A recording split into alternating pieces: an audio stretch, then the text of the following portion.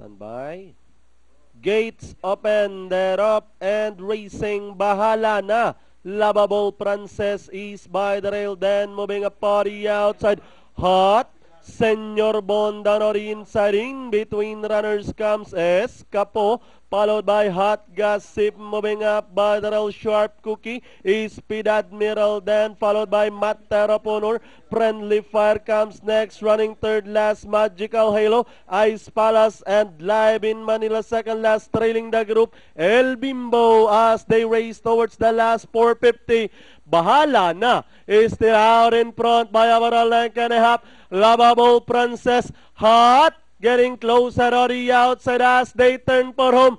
Bahala na, Hot is on the outside and down the stretch they come.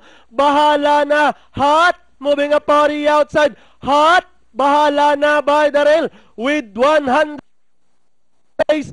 Hot over Bahala na, Lovable Princess, and finally it's a third straight win for Hot over Bahala na. Then comes Lovable Princess.